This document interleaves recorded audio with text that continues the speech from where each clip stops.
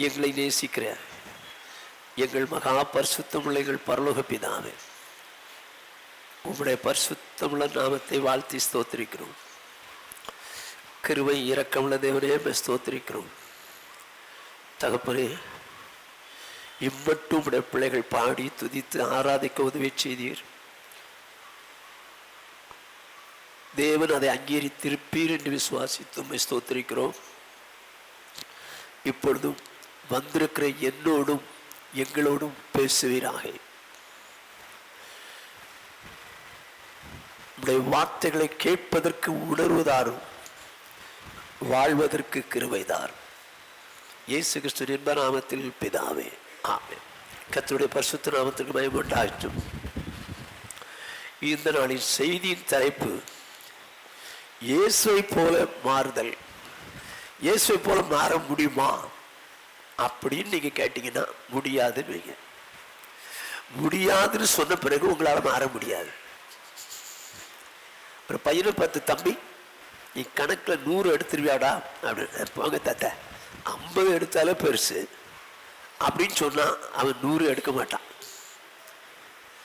இன்னொருத்தரை பார்த்து கேட்குறேன், தம்பி கணக்கில் 50 எடுத்துருவாடா. என்ன தாத்தா அப்படி சொல்லிட்டீங்க? 100 எடுத்து காமிக்கிறேன் தாத்தா அப்படின்னு சொன்னான்னா அவன் 100 எடுத்துருவான். ஏன்னா அவனுக்கு 100 எடுக்கணும்னு ஆசை இருக்கு. இன்னைக்கு நிறைய பேருக்கு இயேசு போல மாறணும்னு ஆசை கிடையாது. என்னன்னா ரட்சிக்கப்பட்டவனும் ஆசீர்வாதத்தை வாங்கிக்குவோம். இயேசு வந்தா பரலோகம் போவோம். போனா தானே ஆச்சு. அருமையானவர்களே, நல்லா கவனிச்சிங்க. இயேசுவை போல மாற வேண்டும் என்பதற்காக தான் தேவன் உங்களை என்னை தெரிந்து கொண்டார். 1 யோவான் 3வது அதிகாரம் 2ஆம் வசனம். பிரியமானவர்களே, இப்பொழுது தேவனுடைய பிள்ளைகளாய் இருக்கிறோம், இனி எவ்விதமா இருப்போம் என்று இன்னும் வெளிப்படவில்லை. ஆகிலும் அவர் வெளிப்படும் போது அவர் இருக்கிற வண்ணமாகவே நாம் அவரை தரிசிப்பதினால் அவருக்கு ஒப்பா இருப்போம் என்று அறிந்திருக்கிறோம். அருமையானவர்களே, நல்ல கவனமா கேளுங்க. இந்த வசனம் என்ன சொல்லுது? பிரியமானவர்களே, இப்பொழுது தேவனுடைய பிள்ளைகளாய் இருக்கிறோம். அப்ப இதுக்கு முன்னால சாத்தான் பிள்ளைகளா இருந்தோம்னு அர்த்தம்.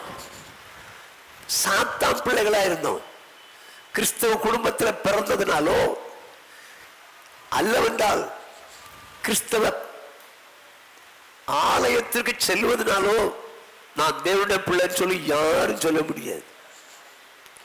இதுக்கு முன்னால பாவம் செஞ்சோம், பிசாசு பிள்ளையா இருந்தோம்.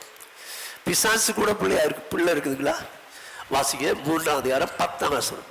இதனாலே தேவனுடைய பிள்ளைகள் என்னார் என்றும் பிசாசின் பிள்ளைகள் என்னார் என்றும் வெளிப்படும். நல்லா கவனிச்சுங்க. தேவனுக்கும் பிள்ளைகள் இருக்கிறாங்களாம், பிசாசுக்கும் பிள்ளைகள் இருக்கிறாங்களாம். தேவனுடைய பிள்ளைகள் இன்னார் என்றும் பிசாசின் பிள்ளைகள் இன்னார் என்றும் வெளிப்படும். அப்ப பிசாசின் பிள்ளை யாரு? 8வது வசனத்தை வாசிங்க. பாவம் செய்கிறவன் பிசாசினால் உண்டாயிருக்கிறான். போதும். என்ன சொல்லுது பாருங்க. பாவம் செய்கிறவன் பிசாசினால் உண்டாயிருக்கிறான். அப்ப பாவம் செய்றவங்க எல்லாம் யாரு? பிசாசின் பிள்ளைகள். நான் சொல்லல, வேதம் தான் சொல்லுது. நீ கிறிஸ்தவ குடும்பத்தில் இருக்கலாம் பிரதர், குடும்பத்தில் பிறந்திருக்கலாம். கோழி கூண்டுக்குள்ள நாய் உள்ள போய் குட்டி போட்டு வந்துச்சுன்னு வச்சுங்க, அந்த குட்டிக்கு பேர் நாய்க்குட்டி தானே தவிர கோழி குஞ்சு இல்லை. கோழி கூண்டுக்குள்ள பிறந்ததுனால அது கோழி குஞ்சு ஆக போறது இல்லை.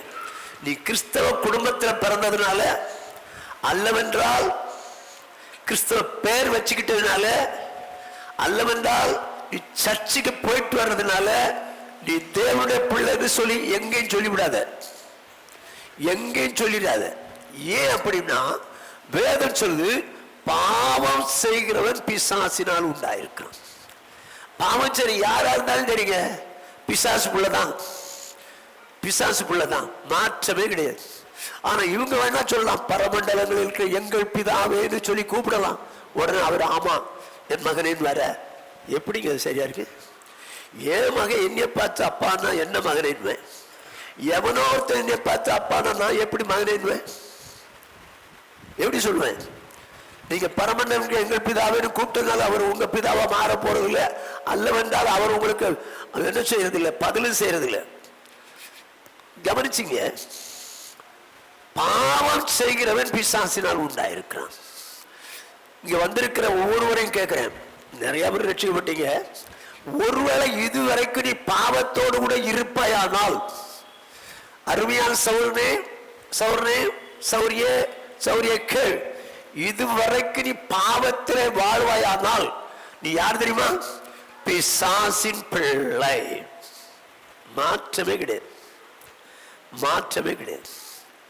பிசாசின் பிள்ளை. ஆனா வேதம் என்ன சொல்லுது? இப்பொழுது நாம் தேவனுடைய பிள்ளைகளாய் இருக்கிறோம். அப்போ ஒரு பிசாசு பிள்ளை எப்படி தேவனுடைய பிள்ளையாய் மாற முடியும்? எல்லாரும் பாவம் செஞ்சிட்டோம். பாவம் சொல்லி ஒருத்தம் கூட கிடையாது, எல்லாரும் பாவம் செய்து ஏகமாய் கெட்டு போயிட்டோம். ஆனால் இந்த பாவம் செய்தவர்கள் சாத்தானுடைய பிள்ளை. எப்படி அப்போ தேவனுடைய பிள்ளையா மாற முடியும்? எப்படி தேவனுடைய பிள்ளையா மாற முடியும்? யோவான் எழுதின சுவிசேஷம் 1வது அதிகாரம் 12வது வசனம். அவருடைய நாமத்தின் மேல் விசுவாசம் உள்ளவர்களாய் அவரை ஏற்றுக்கொண்டவர்கள் எத்தனை பேர்களோ அத்தனை பேர்களும் தேவனுடைய பிள்ளைகள் ஆகும்படி அவர்களுக்கு அதிகாரம் கொடுத்தார். என்ன சொல்லுவாருங்க? அவருடைய நாமத்தின் மேல். அவர்னா யார சொல்லுது? இயேசு கிறிஸ்துவ சொல்லுது. இயேசு கிறிஸ்து தேவகுமாரன் ஏற்றுக்கொள்ளணும். அவரை ஏற்றுக்கொண்டவர்கள் இருக்கு. எங்க பாவம் செய்கிறவர்கள் இயேசுவை பார்த்து இயேசுவை உள்ளத்துல வாங்கினா வருவாரா? வரவே மாட்டாருங்க, வரவே மாட்டாரு. ஏன் தெரியுமா? அவர் துன்மார்க்கருக்கு தூரமா இருக்கிறார். நீங்க பாவம் செய்ததுனால உள்ள சாத்தான் இருக்கிறான். சாத்தான் இருக்கிற இடத்துல இயேசு வருவாரா? 2 பேர் ஒரே இடத்துல இருக்க முடியாது. 2 பேர் ஒரே இடத்துல இருக்க முடியாது. சாத்தானும் இயேசு இருக்க முடியாது. ஆனால் வேதம் சொல்லுது, அவருடைய நாமத்தின் மேல், இயேசு கிறிஸ்துவின் நாமத்தின் மேல் விசுவாசம் வச்சு, அவர் தேவகுமார் எனக்காக அடிக்கப்பட்டார், ரத்தம் சிந்தினார், மரித்தார், 3ஆம் நாள் உயிரோடு எழுப்பினார். ஆண்டவரே, நான் ஒரு பாவிப்பா, நான் இதுவரைக்கும் இப்படி பாவம் செஞ்சேன். என் மனைவிக்கு தெரியாம பாவம் செஞ்சேன், என் புருஷனுக்கு தெரியாம பாவம் செஞ்சேன், என் பெற்றோருக்கு தெரியாம பாவம் செஞ்சேன், அலுவலகத்துல பாவம் செஞ்சேன். ஆண்டவரே, நான் பாவி, என் பாவங்களெல்லாம் மன்னிங்கன்னு சொல்லி மனஸ்தாபப்பட்டு மன்னிப்பு கேட்டால் இயேசு கிறிஸ்துவின் ரத்தம் சகல பாவங்களை நீக்கி நம்மை சுத்திகரிக்கும். இப்போ உள்ள பாவம் சாத்தான் மன்னிங்கன்னு கேட்ட உடனே சாத்தான் போயிட்டான். சாத்தான் அவனாக போயிட்டான், அசுத்தாவி போயிடுச்சு. இப்போ நம்ம சுத்தம் ஆயிட்டோம். சுத்தம் ஆன பிறகு இயேசுவே என் உள்ளத்துக்குள்ள வாங்க ஆண்டவரேன்னு கூப்பிடணும். நீங்க ஒரு வீட்டுக்கு போறீங்க, வீட்டுக்கு போன உடனே கதவு திறந்தா இருக்கு. நீங்களா உள்ள போயிருவீங்களா, இல்ல பெல் அடிச்சு வரலாமான்னு கேட்டு போவீங்களா? ஐயோ, திறந்த வீட்டுல நுழைஞ்ச நாய் மாதிரி போயிருவீங்களா? இயேசுவே சொன்னாருங்க, ஒரு வீட்டுக்கு போங்க, ஏற்றுக்கொண்டால் உள்ள போங்கன்னு தான் சொல்லுவாரு. ஏற்றுக்கொண்டா உள்ள போ. எங்க இங்க நல்லா கவனிங்க, நீங்க இதுவரைக்கும் அந்த மேனஸ் உங்களுக்கு தெரியலன்னா போங்க.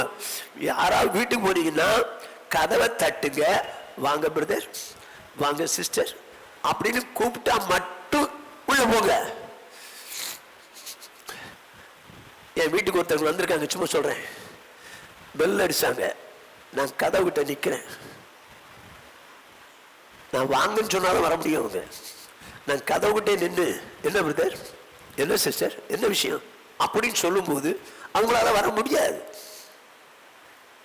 ஆனா வாங்க வாங்க பிரதர் அப்படின்னு சொன்ன மாதிரி தான் வருவாங்க. அப்படியே அருமையான சகோதரனே, இயேசு கிறிஸ்து என்கிற நாமத்தின் மேல விசுவாசம் உள்ளவர்களாய் அவரை ஏற்றுக்கொள்ளும். பாவத்தை மன்னிப்பு கேட்டாச்சு, மன்னிச்சிட்டாரு. இப்போ சாத்தான் இல்ல, இப்போ இயேசுவே உள்ள வாங்க அப்படின்னு சொன்னா வேதம் சொல்லுது, நான் சொல்லல. ஏற்றுக்கொண்டார், ஏற்றுக்கொண்டவர்கள் எத்தனை பேரோ அத்தனை பேரும் தேவனுக்குடைய பிள்ளைகள் ஆகும்படி அதிகாரம் கொடுத்தார். பிள்ளைகள் ஆனார்களா, பிள்ளைகள் ஆகும்படி அதிகாரம் கொடுத்தாரா? பிள்ளை ஆகும்படி அதிகாரம் கொடுத்தாரே தவிர ஏற்றுக்கொண்டதுனால பிள்ளை அல்ல, பிள்ளை அல்ல. நான் உதாரணமா சொல்லுவேன், ஒரு கணவன் மனைவி வாழ்றாங்க, மனைவி கர்ப்பவதி ஆகிறாள். உள்ள இருக்கிறது. இதுக்கு பேர் என்ன தெரியுமா? கற்பத்தின் கனி. இது பிள்ளை இல்லை, இது பிள்ளை இல்லை, கற்பத்தின் கனி. பிள்ளை ஆகிறதுக்கு அதிகாரம் உள்ள கிடைச்சிருக்குது. 10ஆம் மாசம் பிறந்தாதான் அது பிள்ளை. அது வரைக்கும் அதுக்கு பேர் கற்பத்தின் கனி. 2வது மாசத்துலயும் அபாஷன் ஆகலாம், 3வது மாதத்திலையும் அபாஷன் ஆகலாம். ஒருவேளை புருஷன் குடிகாரனா இருந்தான், குடிச்சிட்டு வந்து 5வது மாசத்துல ஓடி வந்து உதைச்சான், வயிற்றுல பட்டுச்சு, அப்போ அபாஷன் ஆகலாம். இப்ப அது பிள்ளையா? பிள்ளை ஆகிறதுக்கு அதிகாரம் கிடைச்சது, பிள்ளை ஆகவே இல்லை. அருமையான சௌரனே, சௌரியே, நீ இயேசு கிறிஸ்துவை ஏற்றுக் கொள்வதனால் பிள்ளை ஆகிறதற்கு அதிகாரம் தான் கிடைத்ததே தவிர பிள்ளை ஆகிவிட்டாய் என்பது அல்ல. பிள்ளை ஆகிவிட்டாய் என்பது அல்ல. அப்ப பிள்ளை ஆகிறது எப்படி? கலாத்தியர் 3வது அதிகாரம் 26வது வசனம். நீங்கள் எல்லாரும் கிறிஸ்து இயேசுவை பற்றும் விசுவாசத்தினால் தேவனுடைய புத்திரரா இருக்கிறீர்களே. அங்க இயேசு நாமத்துல விசுவாசம் வைத்து ஏற்றுக்கொண்டால் பிள்ளை ஆகும்படிக்கு அதிகாரம் கொடுத்தாரு இருக்கு. நீங்க இயேசுவை பற்றி விசுவாசம் தேவனுடைய புத்திரா இருக்கிறீர்கள் இருக்குது. அது எப்படி? தேவனுடைய புத்திரா இருக்கிறீர்கள் இருக்குது, அது எப்படி? பிள்ளை ஆயிட்டாங்க. இந்த வசனம் இன்னும் முடியவில்லை. தயவுசெய்து நல்லா கவனிச்சுங்க. அடுத்ததுக்கு லிங்க் இருக்கு. சும்மா இயேசு ஏற்றுக்கொண்டவெல்லாம் தன்னுடைய பிள்ளை ஆயிட்டான்னு சொல்லி இந்த வசனத்தை வச்சு பிரசங்கிக்கிறவங்க நிறைய பேர் உண்டு, நிறைய பேர் உண்டு. என் சொந்த ஊர்ல பெங்களூர்ல இருக்கக்கூடிய ஒரு பெரிய ஸ்காலர், கிறிஸ்டியன் ஸ்காலர், கால்டுவெல் 100ஆண்டு விழாவில் அவர் எங்க ஊருக்கு வந்திருந்தாரு. நான் அந்த ஊர்ல பிறந்ததுனால அங்கிருந்து ஊழியக்காரரை போனவங்களெல்லாம் கூப்பிட்டுருந்தாங்க. நானும் போயிருந்தேன், பலரும் வந்திருந்தாங்க. சாம் ஜபத்தில் மற்றவங்களெல்லாம் வந்திருந்தாங்க. இப்போ எங்கள் அண்ணனும் நானும் உட்கார்ந்துருக்குறோம். எங்கள் அண்ணன்கிட்ட யாருக்குமே சொல்லுவேன், மனம் திரும்ப ஞானஸ்நானம் எடுக்கலாம் சொல்லுவேன். அவன் ஒத்துக்கவே மாட்டான். இப்போ அந்த பெரிய ஸ்பீக்கர் சொல்றாரு, செய்தியாளர் சொல்றாரு, நீங்கள் எல்லாரும் கிறிஸ்துவை பற்றி விசுவாசத்தினால் தேவனுடைய புத்திரராய் இருக்கிறீர்கள் அப்படின்னு சொல்லி இயேசுவை என்னைக்கு நீ விசுவாசிக்கிற அன்னைக்கு புத்திரன் ஆயிட்டார். அன்றைக்கே நீ புத்திரன் ஆகிவிட்டாய். எங்க பிசாசு கூட இயேசுவை விசுவாசிக்குது, அதனால பிள்ளையா? ஐயோ ஐயோ, எங்க அண்ணன் உடனே என்ன சீன்றான் அப்படின்னு சொல்லி விசுவாசாலே பித்திருப்பா நாங்க விசுவாசிக்கிறோம் பாடுறான். இப்ப அங்க வச்சுட்டு எனக்கு கிரவுண்ட்ல உட்கார்ந்துருக்கிறோம், அங்க வச்சுட்டு பேசுறதுக்கு விருப்பம் இல்லை. வீட்டுக்கு வந்து உடனே என்கிட்ட கேட்கிறான், ஏண்டா ஞானஸ்நானம் எடு, ஞானஸ்நானம் எடு, ஞானஸ்நானம் எடுன்றிய. அவர் என்னடா சொல்றாரு? அவ்வளவு பெரிய ஸ்காலர். அவர் என்னடா சொல்றாரு? இயேசு கிறிஸ்து மேல விசுவாசம் வந்தாலே தேவனுடைய புத்திரா இருக்கிறான்னு சொல்லுது அப்படின்னு சொன்னாருலடா. சொன்னாருன்னா, ஆனா அவர் தப்பா சொல்லிட்டார். தப்பா சொல்லிட்டாரா? என்ன சொல்ற அப்படின்னா, அடுத்த வசனம் அது சேர்ந்தது, அது சொல்லல அவர். அடுத்த வசனத்தை சேர்த்தாதான் அது கரெக்ட். அடுத்த வசனம் என்ன சொல்லுன்னு பாருங்க. ஏனெனில் உங்களில் கிறிஸ்துவுக்கு உள்ளாக ஞானஸ்நானம் பெற்றவர்கள் எத்தனை பேரோ அத்தனை பேரும் கிறிஸ்துவை தரித்துக் கொண்டீர்களே. என்ன சொல்றது? இப்போ இயேசு கிறிஸ்துவை ஏற்றுக்கொண்டாச்சு. அப்படிப்பட்டவர்கள் கிறிஸ்துவுக்கு உள்ளாக ஞானஸ்நானம் பெற்றவர்கள் எத்தனை பேரோ அத்தனை பேரும் கிறிஸ்துவை தெரிந்து எங்க ஞானஸ்நானம் பெற்றவர்களை தான் இயேசு விசுவாசித்தாங்க, ஞானஸ்நானம் பெற்றாங்க, அதனாலதான் புத்திரரானாங்க, பிள்ளையானாங்க. அருமையான சௌரனே, ஒருவேளை சௌரியே இதுவரைக்கும் நீ பாவத்திலே வாழ்ந்து கொண்டிருந்தால், மனம் திரும்பி இயேசுவை ஏற்றுக்கொண்டு ஞானஸ்நானம் எடுக்காவிட்டால் நீ யார் தெரியுமா? பிசாசின் மகள், பிசாசின் மகன். நான் சொல்லலப்ப, வேதம் சொல்றது கொஞ்சம் ஸ்ட்ராங்கா சொல்றேன், அவ்வளவுதான். நீ பிசாசின் மகனா இருக்கலாமா? இயேசு திடீர்னு வந்தா எங்க போவ? போகவே முடியாது. சரி, திடீர்னு செத்து போயிட்டா, இயேசுவை தான் நான் கும்பிட்டேன், நான் பரவது போறேன்னு போயிடுயா? நீதான் மனம் திரும்பவே இல்லையே, பாவத்திலிருந்து விடுதலை ஆகவே இல்லையே. பாவ மன்னிப்பு கண்டு ஞானஸ்தானமே பெற்றுக்கொள்ளலையே, எப்படி நீ பிள்ளை ஆயிடுவ? இந்த காலவேளையில் வந்திருக்கிற அருமையான தேவஜனமே, யார் தேவனுடைய பிள்ளைகள்னா இயேசு கிறிஸ்துவை விசுவாசித்து அவரிடத்துல பாவத்தை அறிக்கையிட்டு மன்னிப்பு பெற்று இயேசுவை ஏற்றுக்கொண்டு ஞானஸ்தானம் எடுத்தார்களே, அவர்கள் தான் தேவனுடைய புத்திரன், அவர்கள் தான் தேவனுடைய பிள்ளைகள். ஆமென். நானா சொன்னா வசனம் சொல்லுதா? ஏங்க வசனம் சொல்லி கூட எத்தனை பேர் மனம் திரும்ப மாட்டேங்கிறாங்க? எத்தனை பேர் மனம் திரும்பாம பாவத்தில் உட்கார்ந்து இருக்கிற? ஞானஸ்தானம் எனக்கு அவசியம் இல்லை, நீ ஞானஸ்தானம் எடுக்க மாட்டேங்கிற ஏன்? ஆண்டவர் நம்மளை தண்டிக்கிறது இல்லைன்னு விஷயம். அவர் தண்டிக்க மாட்டாருங்க. இயேசு சொன்னார், நான் உங்களை நியாயம் தீர்க்க வரவில்லை, உங்களை ரட்சிக்க வந்தேன். ஆனால் என்னை தள்ளி என் வார்த்தைகளை ஏற்றுக்கொள்ளாதவனை நியாயந்திருக்கிறது ஒன்று இருக்கிறது. நான் சொன்ன வசனமே கடைசி நாளில் நியாயந்திருக்கும். இப்போ நீ பாவத்தை வச்சுக்கிட்டு இங்க சர்ச்சுக்கு வர்றதுனால இல்ல காணிக்க ஏதோ போட்டதுனால தேவனுடைய பிள்ளை நீ ஏமாத்தி இருக்காத. இன்னைக்கு நீ மாறும். நீ தேவனுடைய பிள்ளை மாற போறியா இல்ல பிசாசு பிள்ளையாவே இருக்க போறியா?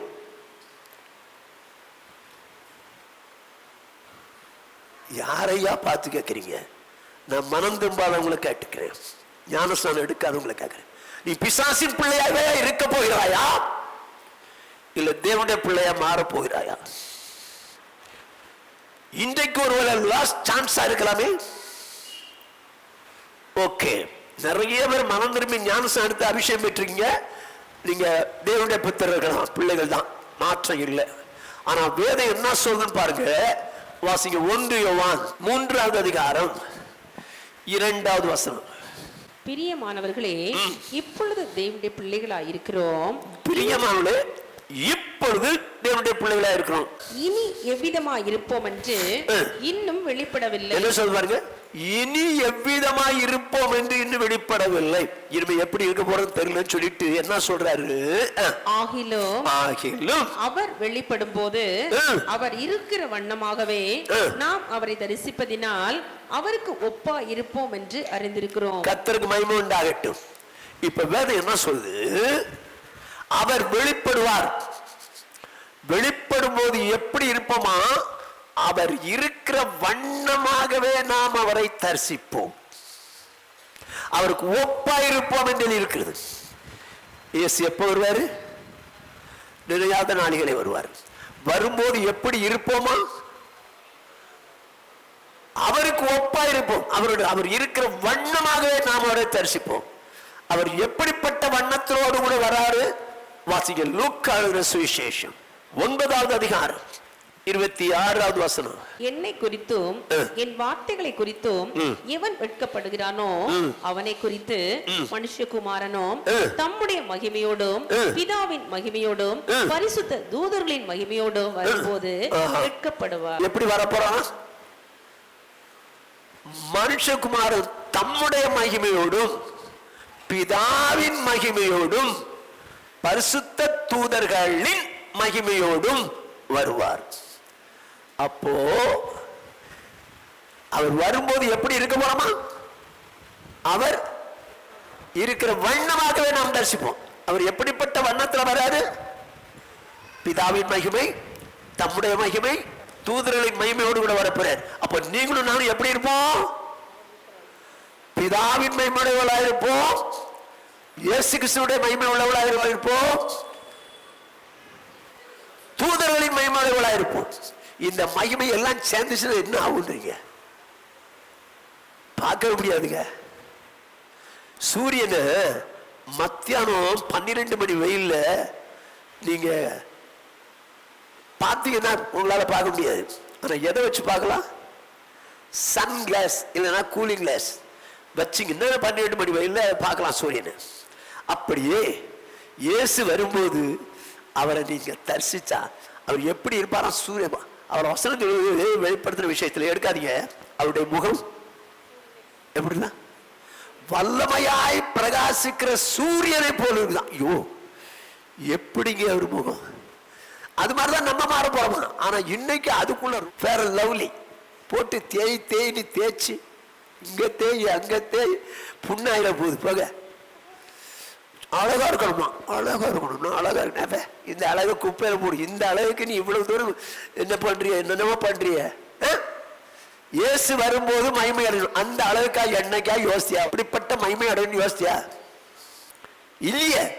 இந்த உலகத்துல வேற லவ்லிய போடு, இல்லைன்னா அவரை போடு, இல்லைன்னா அதை போடு, இதை போட்டு நிறைய பேருக்கு கண்ணமே பிஞ்சு போச்சு போங்க.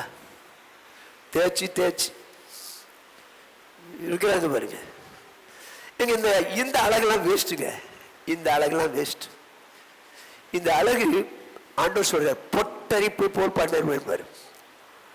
ரொம்ப அழகா இருக்கீங்கன்னு சொல்லி ரொம்ப ரொம்ப எண்ணம் கொண்டு போறீங்க. நான் ரொம்ப அழகா இருக்கிறேன், உண்மையாவே அழகா இருக்கிறீங்க. ஆனா நீங்க சொல்லக்கூடாது, நீங்க சொல்லக்கூடாது நான் அழகா இருக்கிறேன், நான் அழகா இருக்கிறேன், நான் அழகா இருக்கேன். நீங்க சொன்னீங்கன்னு வச்சுங்க, அழக பொட்டரிப்பு போல மாத்திடுவாரு. ஏற்கனவே சொல்லியிருக்கிறேன், வாலிப பிராயத்துல துரன் ஒரு ஃப்ரெண்ட் இருந்தான். நான் ரட்சிக்கப்படல அப்போ. அவன் உண்மையாவே துர மாதிரி இருப்பான், துர மாதிரி இருப்பான். நான் குளித்தல இருந்து திருச்சி வருவேன். இடையில ஜீயபுரம்னு ஒரு ஊர் இருக்கு. அந்த ஊர்ல அவன் வருவான். அவனுக்காக ஒரு சீட் போட்டு வச்சுப்பேன். அவன் வரும்போது என்ன பண்ணுவான் தெரியுமா? அப்படி வந்து லேடிஸ் வருவான்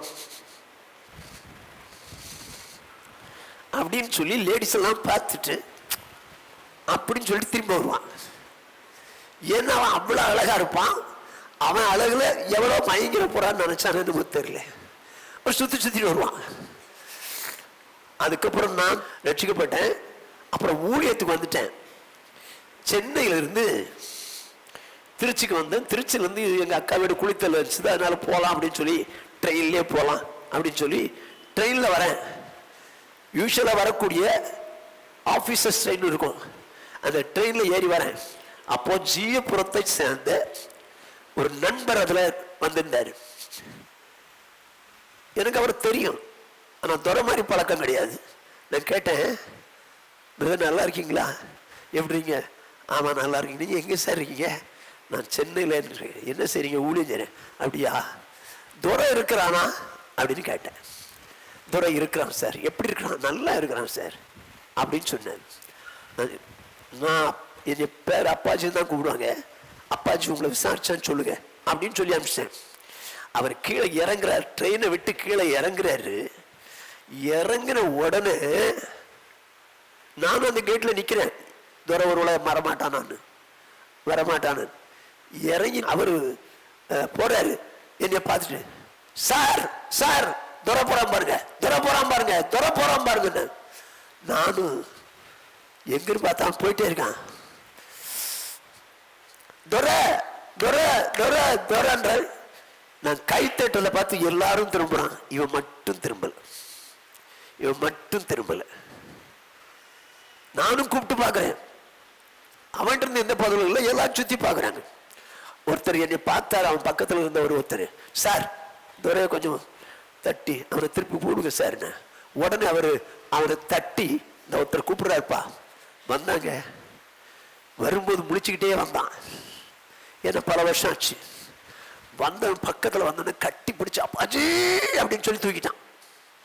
ஏன்னா அவ்வளவு க்ளோஸா இருப்போம் நாங்க, ரொம்ப அன்பா இருப்பான். தூக்கிட்டான். இப்போ நான் அவன்கிட்ட எப்படி இருக்கிற, என்ன செய்யற, மேரேஜ் ஆச்சா அப்படின்னு எல்லா கேள்வியும் கேட்கிறேன். அவன் பதிலே சொல்லலைங்க, பதிலே சொல்லல. என்கிட்ட தான் கேள்வி கேட்கிறான். என்ன பண்ற, எங்க இருக்கிற, ஏது சரி, உனக்கு எத்தனை பிள்ளைகள், என்னன்னு என்கிட்ட தான் கேட்கிறான். நான் கேட்கிற கேள்விக்கு பதிலே சொல்லல. ஏன்னா அவனுக்கு காது கேட்கல. இப்ப முகம் எப்படி இருந்துச்சு தெரியுமா? அம்மை போட்டுருச்சு முகம் முழுசுல அம்மை. ஏன்பா உனக்கு காது கேட்கல அப்படின்னு கேட்டேன். இல்லப்பாஜி, அம்மா வியாதி வந்தது, என் முகமெல்லாம் இப்படி ஆயிப்போச்சு. காதுல வேற அம்மா விழுந்துச்சு, காது கேட்காம போச்சுப்பா அப்படின்னு சொல்லி வேதனைப்பட்டான். எனக்கு ரொம்ப மனவேதனை. நான் குளித்தலை வரைக்கும் போகணும். ஜீவபுரத்திலே இறங்கிட்டேன். இறங்கிட்டு பைபிளுக்குள்ள இருந்து ஒரு பேப்பரை எடுத்து, இது எதனால வந்து தெரியுமா? பாவத்தினால. ஒரு வாழ்க்கையில் பாவத்தினால தான் நீ இவ்வளவு வேதனைப்பட்ட.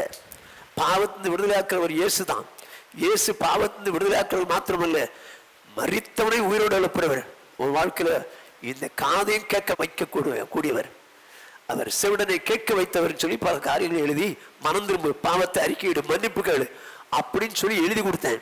அவன் அதை படிச்சுட்டு, சரி சரி சரி சரி நான் இயேசுகிட்ட கேட்கிறேன் என்ன அப்படின்ட்டான். எனக்கு ரொம்ப சந்தோஷமா இருந்துச்சு. நான் போயிட்டேன். சில மாதங்கள் கழித்து மறுபடியும் அதே போல குளித்தலைக்கு போறேன், திருச்சியிலிருந்து.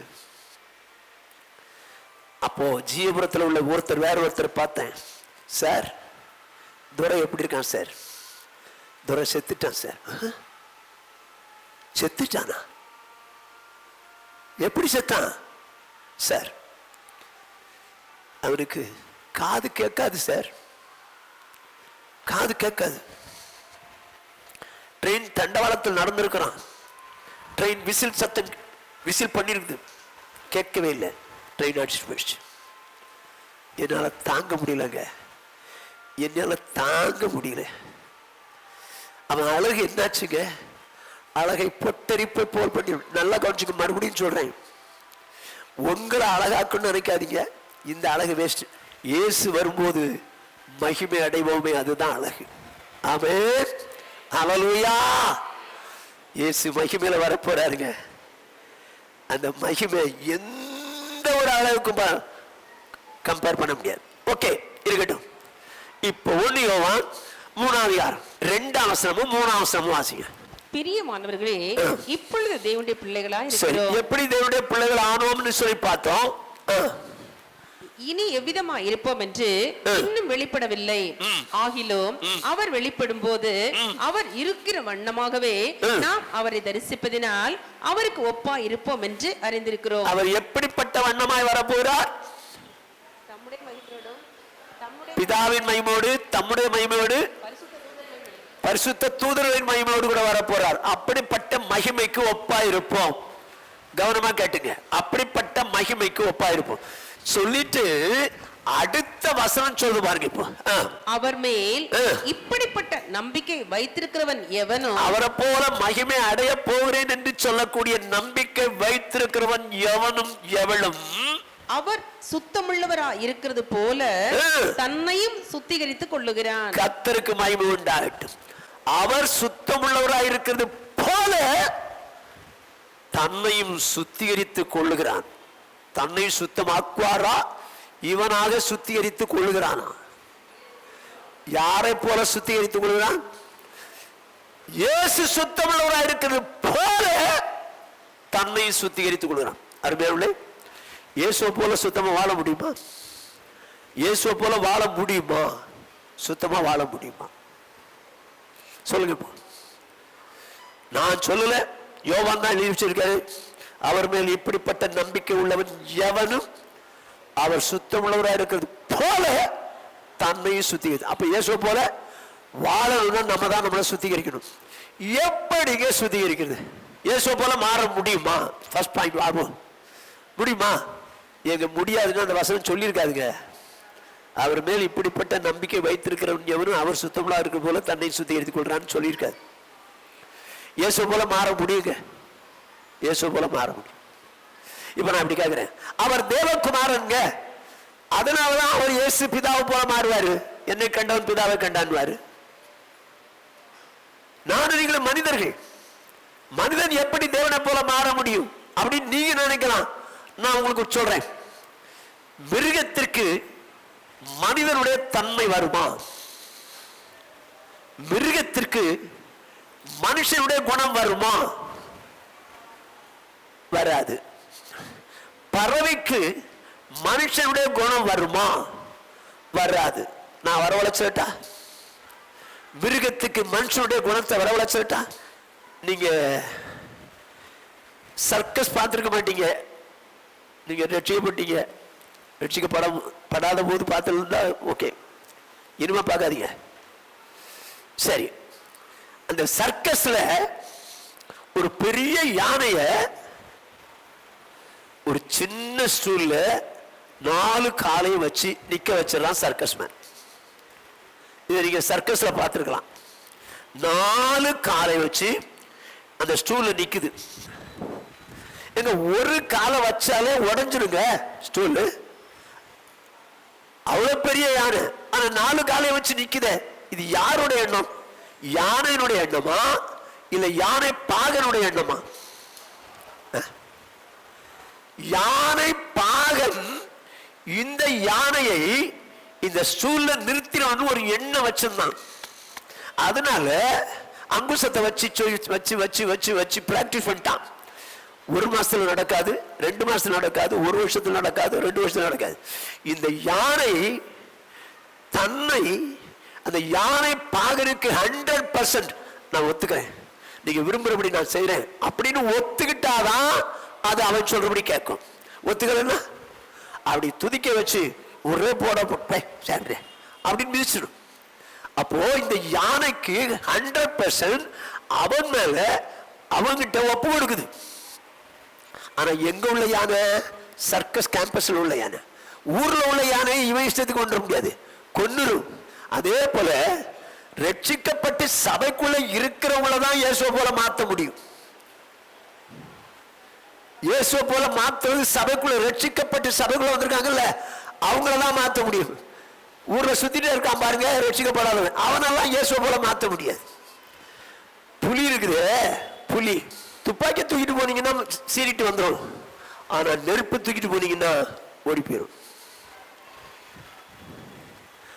அதே புலிய சர்க்கஸ் கேம்பஸ்குள்ள கொண்டு வந்து பிராக்டிஸ் பண்றான். சர்க்கஸ் மேன் பிராக்டிஸ் கொடுக்குறான். இந்த நெருப்புக்குள்ள எப்படியாவது இந்த புலியை கொண்டு போகணும் அப்படின்னு சொல்லி அவனுக்குள்ள ஒரு நோக்கம், எண்ணம். அப்படி இந்த புலிய அப்படி கொண்டு போகணும்னு சொல்லி ஆசைப்பட்டு ரிங்ல போக வைக்கிறான். அப்புறம் பந்தம், தீ பந்தம் கொளுக்கப்பட்ட ஒரு பெரிய ரிங். இந்த ரிங் பிடிக்கிறான், பந்தம் எரியுது, சுத்தி எரியுது. இப்போ வலது கையில சாட்டை வச்சு புலி மேல அடிக்க மாட்டான், சட்டார்னு ஒரு அடி அடிப்பான், புலி உள்ள போகும். பார்த்துருக்கீங்களா? நான் தான் சொல்றேன்னா புலி உள்ள போகும். எப்படிங்க? நெருப்பை பார்த்தாலே பயப்படுகிற புலி எப்படி உள்ள போச்சு? இது மனுஷனுடைய எண்ணம் எதுக்குள்ள வந்துச்சா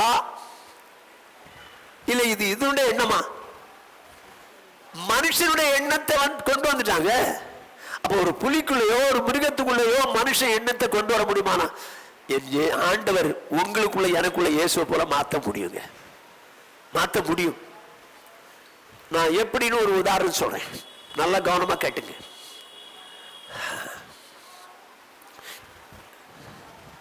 ஒரு பக்கா குடிகாரன் மனைவி அடிக்கிறான், பிள்ளைகளை அடிக்கிறான், பொருளெல்லாம் போட்டு உடைக்கிறான். அப்படிப்பட்டவன் இப்படிலாம் பாடுபடுத்துறானேன்னு சொல்லி அவனுடைய மனைவி அவங்க அப்பாட்ட சொல்றா. அவர் உடனே இந்த பைத்தியகார ஆஸ்பத்திரி ஒன்று இருக்கும், அங்க கொண்டு போய் சேர்த்து சரி பண்ணிக்கலாம்னு நினைச்சு பணத்தை செலவு பண்ணிச்சு. பிரைவேட்ல இருக்கும், பணத்தை செலவு பண்ணி அவங்க சேர்த்துட்டாங்க. 3 மாசம் இருந்தாங்க, குடிக்கவே இல்லை. டாக்டர் சொல்லி அனுப்பிச்சாரு, இனிமே அவன் குடிக்க மாட்டான். இவன் சொல்லிட்டாங்க, எப்பா நீ குடிச்சேன்னு வச்சுக்க செத்துருவடான்னு பயமுறுத்தி அனுப்பிச்சாங்க. இவன் வந்தவன் குடிக்கல, இப்ப குடிக்கல. ஒரு 4-5 மாசம் கழிச்சு ஃப்ரெண்ட்ஸ் எல்லாம் சேர்ந்த கல்யாணத்துக்கு போன இடத்துல மச்சி குடிட அப்படின்னு சொல்லி ஒரு பெக் அடிடான்ட்டானுங்க. நான் குடிக்க மாட்டேன்னா, ஏய் பட உன் ஒய்ஃப் சத்தம் போடுவாங்கன்னு, இல்லப்பா என் சரத்துக்கு ஒத்து வர, அட ஒரு நாள் குடிக்கிறதுனால ஒண்ணும் இல்லடா அப்படின்னு சொல்லி அந்த குடிகார நண்பர்கள் அவங்கிட்ட சொல்றாங்க. அவங்கிட்ட சொன்ன உடனே அவனும் குடிக்க ஆரம்பிச்சிட்டான். மறுபடியும் குடி வேணும் வருது, குடிச்சு மறுபடியும் மனைவியும் பிள்ளைகளையும் அடிக்கிறான். குடும்பத்துல பயங்கர போராட்டம், என்ன பண்ணதே தெரியல. திடீர்னு ஒரு நாள் அவனே சொல்றான், அம்மா நான் குடிச்சு குடிச்சு என் வாழ்க்கை அழிக்கிறேன், உன் வாழ்க்கை அழிக்கிறேன், பிள்ளைகள் வாழ்க்கை அழிக்கிறேன், எல்லா பணமும் வீணா போகுது, பொருளும் வீணா போகுது, என் வாழ்க்கையில நான் ஒரு மாற்றத்தை காண விரும்புறேன், எனக்கு இனிமே குடி வேணாமா, குடி வேண்டாம், எனக்கு குடி வேண்டாம், என்னை மறுபடியும் அந்த ஆஸ்பத்திரியில் கொண்டு வந்து சேர்த்துருப்பா அப்படின்னு அழுதுட்டான். கவனமா கேளுங்க. இப்ப அவனை ஆஸ்பத்திரியில் கொண்டு சேர்த்தாச்சு. சேர்த்தான்னா டாக்டர் சொல்றாரு, தம்பி நீ மதுபானம் குடிக்க கூடாது. ஃபர்ஸ்ட் பாயிண்ட், நீ அதை தீர்மானிச்சுக்கோ, குடிக்க மாட்டேன் தீர்மானிச்சுக்கோ. சரி. ரெண்டாவது, நான் உனக்கு தருகிற மாத்திரை மருந்து மட்டும் சாப்பிடு, டாக்டரோட பிரிஸ்கிரிப்ஷன் படி நடந்துக்க. ரெண்டு. மூணாவது, குடிகார நண்பனோடு சேராத, நல்லவர்களோடு சேர்ந்துரு அப்படின்னு இன்ஸ்ட்ரக்ஷன் கொடுத்து அனுப்பிச்சாச்சு. இவர் வந்தாங்க, குடிக்க கூடாதுன்னு தீர்மானிச்சான். அவன் குடி எனக்கு வேண்டவே வேண்டான்னு தீர்மானிச்சான். ரெண்டாவது, டாக்டர் சொன்ன மருந்து அப்படியே வாங்கி சாப்பிடுறான், டாக்டருடைய செஞ்சு போறான். மூணாவது, குடிகார நண்பர்களை விட்டு விலகிறான், நல்லவர்களோடு சேரான். இப்ப எப்படிப்பட்டவனா இருக்கிறான் தெரியுமா? குடிக்காத நல்லவனா மாறுறான். இதுக்கு காரணம் என்ன? எப்படிங்க மாறணும் சொல்லுங்க, நீங்களே சொல்லுங்க பாப்போம். அவனே தீர்மானிச்சாங்க, நான் குடிக்க மாட்டேன் அப்படின்னு அவனே தீர்மானிச்சான். அருமையான சௌரியே கேள், நீயே இயேசுவை போல மாறணும்னு சொல்லி நினைச்சாதான் இயேசுவை போல மாற முடியும். இந்த கலன் கத்தி வர பாரு, சும்மா கத்துறான் பாரு, இயேசுவை போல மாறு மாறு அப்படின்னு சொன்னா உன்னால மாற முடியாது. ஆனா உனக்கே தெரியணும், நான் இயேசுவை போல மாறணும்னு சொல்லி நீ வாஞ்சித்தால் மாத்திரமே இயேசுவை போல மாற முடியும். நான் இயேசுவை போல மாற முடியுமா என்னங்கிறத ப்ரூவ் பண்ணி காமிச்சிடுறேன். ஓகே, நல்லா கவனமா கேட்டுங்க. இயேசுவை போல மாத்திரம் தான் உங்களை ரட்சித்து சபைக்குள்ள கொண்டு வச்சாரு. அவர் வரும்போது அவர் இருக்கிற வண்ணமா நாம் அவரை தரிசிக்கணுமா சொல்லிட்டு சொல்றாரு. அவர் மேல் இப்படிப்பட்ட நம்பிக்கை உள்ளவன் எவனும் அவர் சுத்தமுள்ளவராக இருக்கிறது போல தன்மையும் சுத்திகரித்துக் கொள்கிறான். யோவான் எழுதின சுவிசேஷம் 8வது அதிகாரம் 46வது வசனம். என்னிடத்தில் பாவம் உண்டென்று உங்களில் யார் என்னை குற்றப்படுத்த கூடும்? என்ன சொல்றார் பாருங்க, என்னிடத்தில் பாவம் உண்டென்று உங்களில் யார் என்னை குற்றப்படுத்த கூடும். அப்படின்னா இயேசுகிட்ட என்ன இல்லை? நம்ம இயேசு போல மாறணும்னா நம்மகிட்ட என்ன இருக்கக்கூடாது? பாவம் இருக்கக்கூடாது. ஆனா பாவத்தை செய்வதற்கு தான் சாத்தான் சுத்தி சுத்தி வருவான். பாவம் செய்யாம இருக்க முடியுமா? நான் வாலிப வயசு பிரதர் அப்படின்னு நீங்க சொல்லிட்டு எவ்வளவு காலத்துல வரப்போறாரு தெரியலையே, அது வரைக்கும் நான் பாவம் செய்யாம இருக்க முடியுமா? ஒன்னால முடியும். நான் எப்படின்னு சொல்லி பாவம் செய்யாம எப்படி இருக்க முடியும் அப்படிங்கிறத வேதத்தின் அடிப்படையில் உனக்கு சொல்ல விரும்புறேன். சாத்தானால பாவம் செய்யறதுக்கு தூண்டதாங்க செய்ய முடியும், பாவம் செய்ய வைக்க முடியாது. பாவம் செய்யறது நம்ம தான் இருக்கு, ஆனால் அவன் தூண்டதான் செய்வான். சாத்தான் நீ எப்படி ஏமாத்திட்டான் பாட்டு, இனி பாவம் செய்ய வச்சுட்டான் பாரு. சும்மா கதை விடாத, உனக்கு ஆசரிச்சு செஞ்ச. சாத்தானுக்கு தூண்டதாங்க முடியும். யோவான் எழுதின சுவிசேஷம் 13வது அதிகாரம் 2வது வசனம். சீமோனின் குமாரனாகிய யூதாஸ் காரியோத்து அவரை காட்டிக் கொடுக்கும்படி பிசாசானவன் அவன் இருதயத்தை தூண்டின பின்பு. போதும். யூதாஸ் காரியோத்து இயேசு கிறிஸ்துவை காட்டிக் கொடுக்கும்படி அவன் இருதயத்தை தூண்டினான். தூண்டுறதுன்னா செய்ய வைக்கல, தூண்டிட்டுனான். காட்டி கொடு காட்டி கொடு காட்டி கொடு. இப்ப தூண்டினான். இப்ப என்ன நடந்தது? கிட்டத்தட்ட 50 நிமிஷம் தூண்டுறாங்க. இப்ப 27ஆம் வசனத்தை வாசிங்க. அந்த துணிக்கு அவன் வாங்கின பின்பு சாத்தான் அவனுக்குள் புகுந்தான். சாத்தான் அவனுக்குள் புகுந்தான். எங்க முதல்ல தூண்டதான் செஞ்சான், இப்ப உள்ள வந்துட்டான். எப்படி? இவன் பெர்மிஷன் இல்லாம அவன் உள்ள வர முடியாது. தூண்டதான் செய்யலாம். சாத்தா உங்களை பாவம் செய்யறதுக்கு தூண்டுவாங்க. அடுத்த பொருள் கீழே கிடக்குதுன்னா எடுக்க தூண்டுவான். பொண்ணு வருதுன்னு ஆசையா பார்க்க தூண்டுவான். ஆனால் அதை ஜெயம் கொள்வது வாங்கலாம் இருக்கு, வாங்கலாம் இருக்கு. சினிமா பார்க்கறதுக்கு மொபைல்ல தூண்டுவான். நீ பார்க்க மாட்டேன்னு சொல்லி தீர்மானிச்சாதான் ஒன்னால முடியும். ஆனா எப்படி அதை ஜெயிக்க முடியும்? எப்படி அந்த எண்ணத்தை ஜெயிக்க முடியும்? இயேசு சொல்றார், லூக்கா சுவிசேஷம் 10வது அதிகாரம் 19வது வசனம். இதோ சர்ப்பங்களையும் தேள்களையும் மிதிக்கவும் சத்ருவினுடைய சகல வல்லமையை மேற்கொள்ளவும் உங்களுக்கு அதிகாரம் கொடுக்கிறேன். இப்ப ஆண்டவராக இயேசு சீஷரை பார்த்து சொல்றாரு, உங்களுக்கு அதிகாரம் கொடுக்கிறேன். என்ன அதிகாரம்?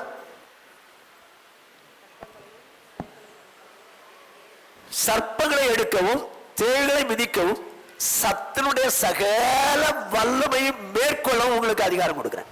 அப்போ சாத்தான மேற்கொள்வதற்கு நமக்கு அதிகாரம் கொடுத்திருக்கிறார், அதிகாரம் கொடுத்திருக்கிறார். இந்த அதிகாரத்தை வச்சு நீங்களும் நானும் மேற்கொள்ள முடியும். இந்த அதிகாரத்தை வச்சு நீங்களும் நானும் மேற்கொள்ள முடியும். அது என்னங்க அதிகாரம்? அவனை எப்படிங்க அந்த எந்த அதிகாரத்தில் ஜெயிக்கிறது? வெளிப்படுத்துற விசேஷம் 12வது அதிகாரம் 11வது வசனம். மரணம் நேரிடுறதா இருந்தாலும் அதற்கு தப்பும்படி தங்கள் ஜீவனையும் பாராமல் ஆட்டுக்குட்டியின் இரத்தத்தினாலும் தங்கள் சாட்சியின் வசனத்தினாலும் அவனை ஜெயித்தார்கள். கர்த்தருக்கு மகிமை உண்டாகட்டும். அவனை ஜெயித்தார்களாம். எப்படி ஜெயித்தார்களாம்? இயேசு கிறிஸ்துவின் இரத்தத்தினாலும் சாட்சியின் வசனத்தினாலும் அவனை ஜெயிச்சார்கள். அப்ப இயேசு கிறிஸ்துவின் இரத்தம் கழுவப்பட்டிருக்கிறேன்னு சொல்லணும். 2வது வசனத்தை வச்சு எழுத்திரிக்கணும். அப்படின்னாலும் ஓடுவான். நான் உங்களுக்கு புரிய மாதிரி சொல்றேன். இப்போ நமக்கு சாத்தானை மேற்கொள்ள உங்களுக்கு என்ன கொடுத்திருக்கேன்? அதிகாரம் கொடுத்துச்சாரு. என்ன அதிகாரம்? இயேசுவின் ரத்தம், வசனம். இதை வச்சுதான் நீங்க என்ன பண்ண முடியும்? ஜெயிக்க முடியும். சும்மா இயேசு போ சாத்தானை போன போகாது. இந்த 1000 லைட்ஸ் இருக்கு, 1000 விளக்கு பகுதி. அதுல ஒரு ஜெமினி பிரிட்ஜ் வரும். அந்த பிரிட்ஜுக்கு கீழே ஒரு சிக்னல் இருக்கு. ஒரு சிக்னல் எப்போ இதுல கரண்ட் இருக்கும். அதுல நிக்கிறதுக்கு போலீஸ்காரன் தேவையில்லை, எப்பவும் இருக்கும். ஆட்டோமேட்டிக்கா கரண்ட் இருக்கனால ஃபியூ செகண்ட்ஸ்க்கு மேல மாத்தி மாத்தி மாத்தி மாத்தி டைரக்ட் பண்ணிட்டு இருக்கும்.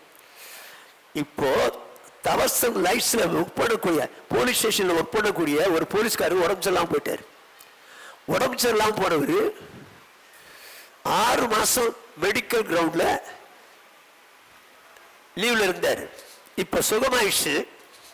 ஆகவே டாக்டரோட ஃபிட்னஸ் சர்டிபிகேட் வாங்கிட்டாரு. ஃபிட்னஸ் சர்டிபிகேட் வாங்கிட்டு நேர போலீஸ் ஸ்டேஷனுக்கு வந்தார். 6 மாசம் கழிச்சு இன்ஸ்பெக்டர் கேட்டார், சார் நான் இப்பதான் சுகமாகி வந்திருக்கேன் சார், எனக்கு ஒரு லைட் டியூட்டி கொடுங்க சார், ஒரு லைட் டியூட்டி கொடுங்க சார் அப்படின்னு கேட்குறேன். அப்ப அவர் சொல்றாரு, இல்லப்பா நாங்க ரோஸ்டர்லாம் போட்டு முடிஞ்சு போச்சு, இனிமே நான் யாருக்கும் புதுசா டியூட்டி போட முடியாது. என்னுடைய ஒருவேளை உனக்கு வேணும்னா ஏசி கிட்ட போ. ஏசி யாரு? அசிஸ்டன்ட் கமிஷனர் கிட்ட போ, அவர் நினைச்சா போட்டுடலாம் பாட்டார். உடனே இவன் நேர ஏசி கிட்ட போனான். ஐயா நான் 6 மாசமா மெடிக்கல் கிரவுண்ட்ல இருந்தேன், ட்ரீட்மெண்ட்ல இருந்தேன், இப்ப மெடிக்கல் ஃபிட்னஸ் வாங்கிட்டு வந்திருக்கிறேன். ஐயா எனக்கு ஒரு லைட் டியூட்டி போட்டு தாங்கன்னு சொல்லி இன்ஸ்பெக்டர் ஐயாட்ட கேட்டேன். அவர் சொல்லிட்டாரு, எல்லா ரோஸும் போட்டு முடிஞ்சிச்சு, இனிமே எனக்கு புதுசா போடுற வழி இல்லை, நீ வேணா ஏசி ஐயா கிட்ட போய் கேளு அப்படின்னு சொன்னாரு. அதனால ஐயா வந்தேன். ஐயா ஏசி ஐயா நீங்க நினைச்சா முடியும் ஐயா, என்னால ஹார்ட் ஒர்க் பண்ண முடியாது ஐயா, ஒரு சின்ன வேலை ஏதாவது போட்டு தாங்க ஐயான்னு கெஞ்சினா. ஏசி பார்த்தாரு. சரி ஒண்ணு செய், இந்த ஜெமினி பாலம் வருது, கீழே ஒரு சிக்னல் இருக்கும், அதுல 24 ஹவர்ஸும் கரண்ட் இருக்கும், சிக்னல் ஆட்டோமேட்டிக்கா போய் பண்ணிருக்கும். நீ பகல்ல ஒரு பகல் டியூட்டி கொடுக்குறேன், அங்கே நிறைய கடைகள் இருக்குது, கடைகளுக்கு பக்கத்தில் மரங்களும் இருக்கு, கடையில் ஒரு சேர் வாங்கி மரத்துக்களை போட்டு உட்காந்துக்கோ. இப்போ ஆட்டோமேட்டிக்கா அது சிக்னல் போயிட்டே இருக்கும், அதனால வண்டிகள் டிராபிக்லாம் ஒன்றும் ஜாம் ஆகாது. திடீர்னு கரண்ட் போயிடுச்சுன்னு வச்சுக்கோ, ஒரு ஃபியூ செகண்ட்ஸ்ல வந்துடும். நீ போய் என்ன பண்ணிருக்காத ஒழுங்கு பண்ணிக்க, டிராபிக் ஜாம் ஆகாதபடி பார்த்துக்கிட்டாரு. ஐயா ரொம்ப நன்றி ஐயா அப்படின்னு சொல்லி நன்றி சொல்லிட்டு வந்து உட்காந்துட்டாங்க. சில மாதங்களாக கரண்ட் ஃபெயிலியர் ஆகல, திடீர்னு சொல்லி கரண்ட் ஃபெயிலியர் ஆயிடுச்சு. ஃபெயிலியர் ஆன உடனே அங்கிருந்து வேகமா 100 டன் எடை உள்ள ஒரு லாரி வேகமா வருது. இப்போ இவன் ஏசி சார் லாரி வருது சார், என்னை காப்பாத்துக்க சார், லாரி வருது சார், என்னை காப்பாத்துக்க சார் அப்படியே சொல்லுவான். அப்படி சொல்லுவானா? சொல்ல மாட்டான். ஏன்னா ஏசி அவனுக்கு என்ன கொடுத்திருக்காரு? அத்தாரிட்டி கொடுத்திருக்காரு. அங்கிருந்து வேகமா வருதுங்க. இவன் வந்தான், இவன் பட்டு மாதிரி இருக்கிறான், அவன் கையில ஒரு தட்டு இருக்கு, தட்டு வந்து ஸ்டாப்னு இருக்கு. அவன் வந்து நின்றுட்டு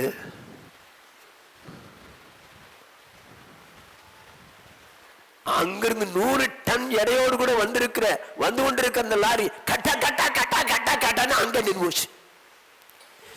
ஒன்னும் செய்யலங்க, ஒன்னும் செய்யல. இவரு கொடுத்த அதிகாரத்தை யூஸ் பண்ணும். அந்த நேரத்தில் ஏசி சார் லாரி வருது சார், உதவி செய்யுங்க சார் கூப்பிட்டா ஏசி வருவாரா? ஏசி என்ன கொடுத்துட்டாரு? அதிகாரம் கொடுத்துட்டாரு. இயேசு உனக்கு எனக்கு அதிகாரம் கொடுத்துட்டாரு. ஐயா சாத்தானை மேற்கொள்வதற்கு அதிகாரத்தை கொடுத்தார். வசனத்தின்படி ரத்தத்தினால நீ சாத்தானை மேற்கொள்ள முடியும். ஆனா நீ பாவமான சூழ்நிலை என்ன கேட்கிற? ஆண்டவரே என் பாவத்துக்கு போகும்படி காத்துங்கப்பா, உனக்கு தான் அதிகாரம் கொடுத்துட்டாருல்ல, அதை வச்சு மேற்கொள்ளு.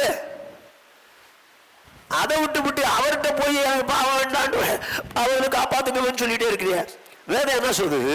1 யோவான் 3வது அதிகாரம் 9வது வசனம். தேவனால் பிறந்த எவனோ பாவம் செய்யான், ஏனெனில் அவருடைய வித்து அவனுக்குள் தரித்திருக்கிறது. அவன் தேவனால் பிறந்தபடியினால் பாவம் செய்ய மாட்டான். நம்ம எல்லாம் தேவனால் பிறந்தவங்க தானா? தேவனால் பிறந்தவன் என்ன செய்ய மாட்டான்? ஆனா நாம பாவம் செய்யறோம். எப்படி?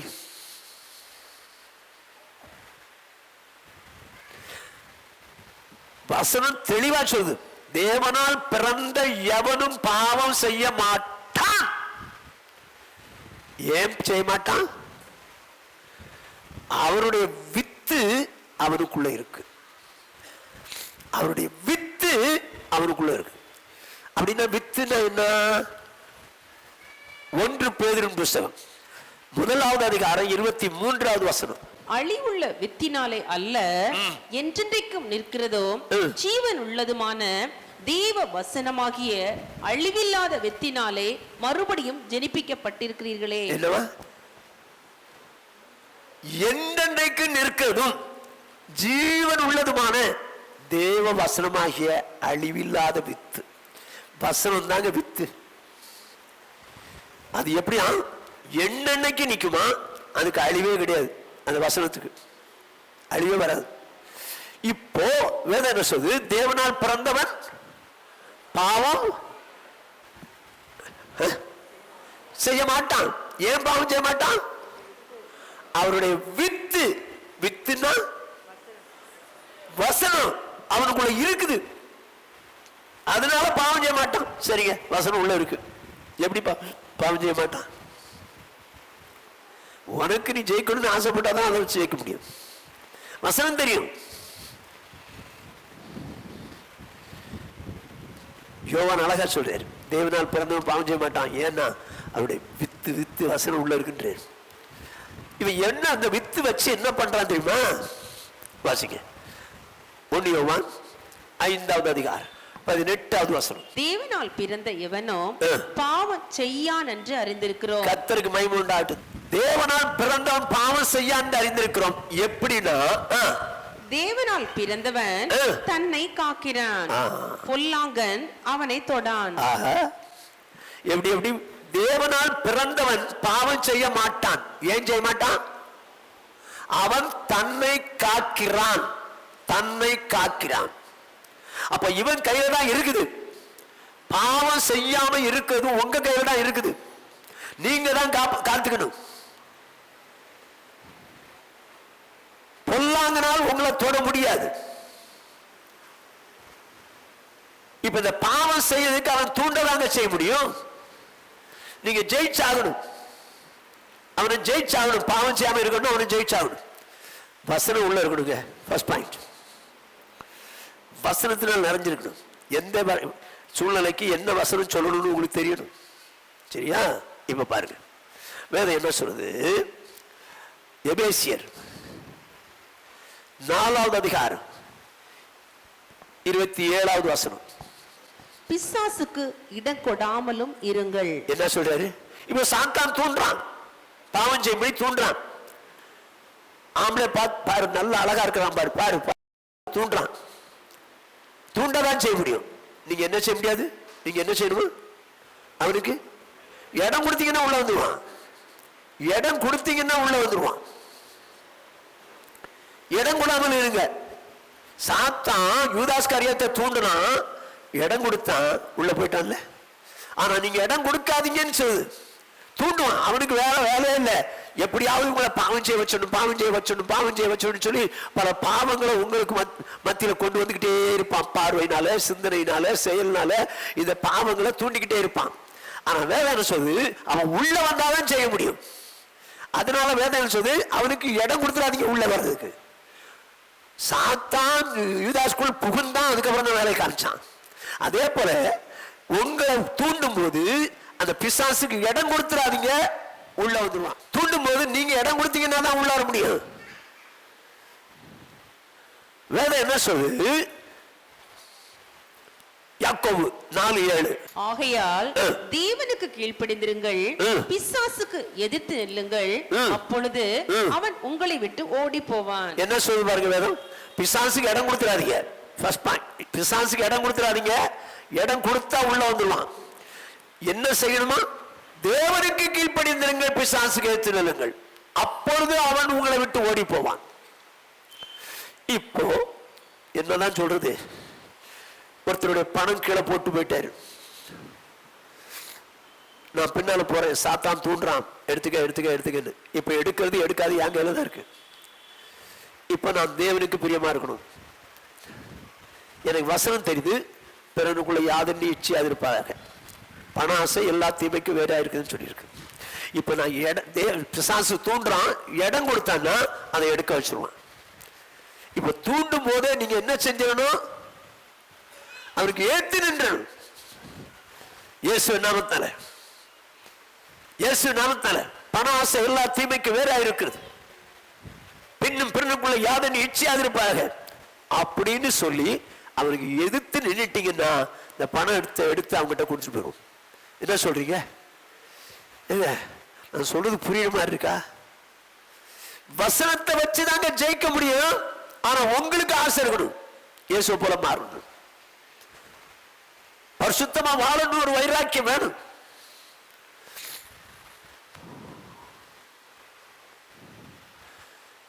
பொய் சொல்லக்கூடிய ஒரு ஸ்டேஜ் வருதுங்க. சாத்தான் சொல்றான், அட பொய்ய சொல்லிட்டு போ, பெரிய தப்பா இது, எவன் பொய் சொல்லாம இருக்கான், பொய் சொல்லு அப்படின்னு தூண்டுறான். நீங்க என்ன பண்ணுவீங்க?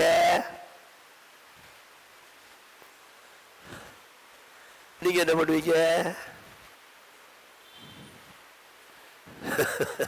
பொய் வந்து சாத்தானுக்குரியது, உண்மைங்கிறது இயேசுவுக்குரியது. நீங்க பொய் சொல்ல சொல்லி தூண்டுறான், என்ன பண்ணுவீங்க? நீங்க இடம் கொடுத்தீங்கன்னு வச்சுங்க, உள்ள வந்து பொய் சொல்ல சொல்லுவான், பொய் சொல்லிடுவீங்க. இதெல்லாம் ஆண்டவர் பெருசா நினைக்க மாட்டேன். நீ எப்படி நினைப்ப? இதெல்லாம் நினைக்க மாட்டேன், நீ எப்படி சொல்லுவ? பொய் சொல்றது பாவம் தானே. இயேசு போல மாறணும்னு சொன்னா உள்ளதுன்னு இல்லதுன்னு சொல்லு. ஏன் போய் சொல்ற? பொய் சொல்ற சாத்தானுக்குரியது. அவன் பொய்யனும் பொய்க்கு பிதாவுமா இருக்கிறான். சொந்தத்திலிருந்து பேசுறான். அவனை உள்ள வரவழைச்சாதாங்க பொய்ய வரும். தூண்டும் போதே ஏத்துட்டு இருந்தீங்கன்னா தேவனுக்கு கீழ்ப்படுறேன். பிதாவே பொய் சொல்லக்கூடாதுங்கிறது வசனம். நான் அதனால உங்களுக்கு கீழ்ப்படுறேன். சாத்தானுக்கு எடுத்து நிற்கிறேன். சாத்தானே, நான் இயேசுவின் ரத்தத்தால் கழுவப்பட்டவன். போ, பின்னும் பிறனுக்குள்ள யாதனை இச்சையாதிருப்பாக. பண ஆசை எல்லா தீமைக்கு வேற இருக்குது அப்படின்னு சொல்லி நான் அவனை ஏத்துட்டேன்னா துண்டக்கானம் துணியக்கானு ஓடியே போயிடுவான். ஆனா நம்ம இன்னைக்கு அப்படி செய்யறது இல்லையே. இயேசு போல மாறணும் என்ன இருக்கா? அப்படி ஒருத்தருக்கு இருந்தமா தெரியலையே. இயேசு போல மாறணும்னு இருந்தா இயேசு போல பாவம் செய்யக்கூடாதுங்கிற எண்ணம் இருக்கணும். இந்த சாலமோன் இருக்கிறாப்புல, சாலமோன் ஒரு நாய் வளர்த்தான்னு வச்சுக்குவோம். இவன் தற்செயலா அடுத்த தெருவுக்கு போறான். இவன் நாய் இவன் கூடவே வருது. ரொம்ப பாசமுள்ள நாய் இவன் கூடவே வருது. அவன் ஏரியாவுக்கு அந்த நாய் தான் கிங். இப்போ இவன் கூட அது நாய் வந்த உடனே அடுத்த தெருவுக்கு போகும்போது அங்க உள்ள கிங்ஸ் இருக்காங்க. அங்க உள்ள நாய்கள் நிறைய இருக்குது. இத பார்த்த உடனே புதுசா ஒரு ஆள் வந்திருக்காண்டா அப்படின்னு சொல்லி ஒரு 10-15 நாய் சொல்லி குலைக்குது. இப்ப இந்த நாய் அந்த 15 கிட்ட எப்படி சமாளிக்க முடியும்? நேர எஜமா காலை சுத்தி சுத்தி சுத்தி சுத்தி வருது. ஐயோ ஐயோ, இந்த நம்ம நாயால அந்த நாய்கள்லாம் நம்மளை கடிச்சு போடுதுன்னு நினைச்சு ஒரு கல் எடுத்தான். இவன் நாய் ஒரு போடு போட்டான். இது என்னடா, அந்த நாய்கள் தான் அப்படி கத்துது, எஜமானே கல்லெடுத்து எழிறான்னு சொல்லிட்டு என்ன பண்ணுது? வீட்டுக்கு ஓடுது. வீட்டுக்கு ஓடி வருது. நல்லா கவனிச்சுங்க. வீட்டுக்கு ஓடி வரும் எப்படி தெரியுமா? நாய் வாழை அப்படி கீழே சுருட்டி வச்சு ஓடும். 16 கால்கள் பாய்ச்சல் போகுது, வேகமா போகுது. இப்ப அது 8 கால்ல மற்ற 10 நாய்கள் வருது. ஏரியா வந்த உடனே அப்படி திரும்பி இந்த 10 ஓடி போயிடும். ஏங்க, சாத்தாங்களை விரட்ட நீங்க ஓடிக்கிட்டே இருந்தீங்கன்னா அவங்கள ஒண்ணு இல்லாம ஆக்கிடுவான். சாத்தானுக்கு எழுத்து இல்லைங்க, அவங்கள விட்டு ஓடி போயிடுவான். ஆமென். இயேசுவின் ரத்தத்தினால் சாட்சியின் வசனத்தினால் அவனை ஜெயிக்க முடியும். ஃபர்ஸ்ட் பாயிண்ட், பாவம் இல்லாம வாழ்ந்தார் இயேசு. 2வது, இயேசு எப்படிப்பட்டவர்? லேவியராகமம் 20வது அதிகாரம் 26ஆம் வசனம். கர்த்தராகிய நான் பரிசுத்தரா இருக்கிறபடியினாலே நீங்களும் எனக்கு ஏற்ற பரிசுத்தவான்களா இருப்பீர்களாக. என்ன சொல்றாரு ஆண்டவர்? கர்த்தராகிய நான் பரிசுத்தரா இருக்கிறபடினாலே நீங்களும் எனக்கு ஏற்ற பரிசுத்தவான்களா இருப்பீர்கள். இது பாவம் வேறு, பரிசுத்தம் வேறு. நான் எப்படி சொல்றேன் உங்களுக்கு புரியும். 8 நாளும் 12. ஒருத்தன் 11 எழுதிச்சான். வாத்தியார் சொல்றாரு அடிற அடிச்சுட்டான். இப்ப அவன் ஆன்சர் கரெக்ட் தானே? 11 எழுதிட்டாங்க, அது தேவையில்லைன்னு சொன்னோன்னா அடிச்சுட்டான். இப்ப ஆன்சர் 10 மார்க் போடுவாரா வாத்தியாரு? எழுத வேண்டியதை எழுதணும்லவா? 12 எழுதணும்லவா? நான் 11 தான் எழுதி அடிச்சிட்டேன். பாவத்தை நீ அடிச்சுட்ட, உண்மைதான். சத்திய வசனத்தினால் நீ பாவத்தை மேற்கொண்டுட்ட, உண்மைதான். ஆனா பரிசுத்தாகணுமே.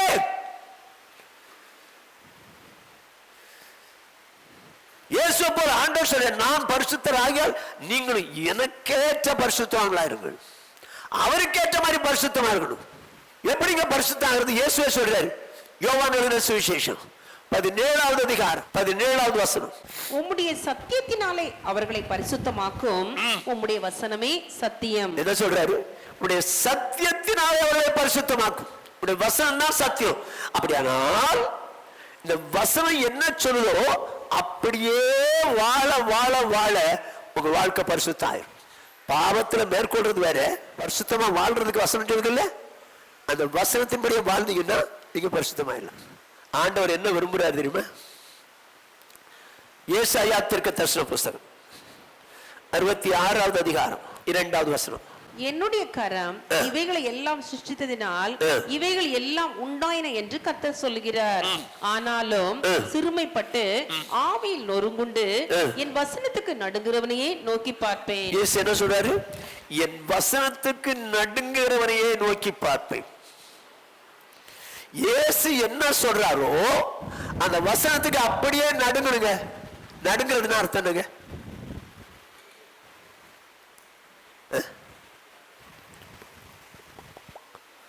கீழ்ப்படுதா? நடுங்கிறது வேற, கீழ்ப்படுறது வேற. நடுங்கிறதுனா இம்மிடியேட்டா கீழ்ப்படுது. இம்மிடியேட்டா வசனம் தெரியுது உங்களுக்கு, உடனே நான் கீழ்ப்படுறேன் சொல்லு. ஆண்டவர்ட்ட நான் ஜெபம் பண்ணி சொல்றேன் சொன்னவரே அவர் தான். அப்புறம் யார்கிட்ட போய் ஜெபம் பண்ணுவ?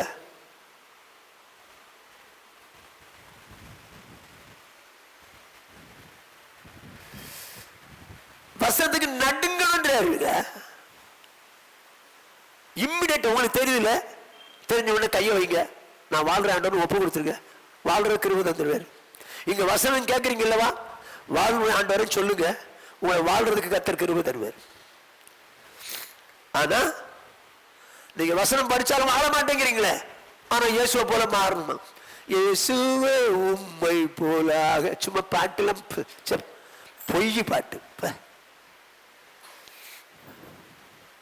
ஒரு வசனம் சொன்னா இம்மிடியேட்டா கீழ்ப்படின்னு நினைக்கிறாருங்க. உங்களுக்கு தெரியும் யோவான் யாருன்னு சொல்லி, இயேசுவுக்கு அன்பானவன். மற்றவங்க எல்லாம் இயேசுவை நேசிக்கிறவங்க, ஆனா இவன் மட்டும் இயேசுவுக்கு அன்பானவன். இப்ப உங்களை கேட்டா என்ன சொல்லுவீங்க?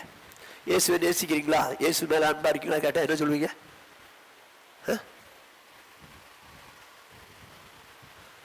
அன்பா இருக்க என்ன சொல்லுவீங்க? ஆனா இயேசு உங்க மேல அன்பா இருக்காரா? அதான் முக்கியம். இயேசு உங்க மேல அன்பா இருக்காரா? நான் ஒரு மனுஷன் உங்களுக்கு காட்டுறேன். இயேசுவுக்கு அன்பான ஒருவன் இருந்தான். அவன் யாரு? இயேசுவுக்கு அன்பானவன் யோவான். அவன் அன்ப எப்படின்னு உங்களுக்கு சொல்ல மாட்டேன், இம்மிடியேட்டா கீழ்ப்படினும். யோவான் எழுதின சுவிசேஷம் 19வது அதிகாரம் 26, 27. அப்பொழுது இயேசு தம்முடைய தாயையும் அருகே நின்று தமக்கு அன்பா இருந்த சீஷனையும் கண்டு தம்முடைய தாயை நோக்கி, ஸ்ரீயே அதோ உன் மகன் என்றார். ரெண்டு பேரும் நிக்கிறாங்க, தாயும் சீஷன் நிக்கிறாங்க. ராயப்பா சொல்றான் அதோ உன் மகன் அப்படின்னு சொல்லிட்டார். ஓகே. பின்பு அந்த சீஷனை நோக்கி அதோ உன் தாய் என்றார். அந்த சீஷன் நோக்கி அதோ உன் தாய் என்றார். அந்த கான்வர்சேஷன் முடிஞ்சு போச்சு. இப்போ இந்த யோவான் என்ன செய்யறான் பாருங்க.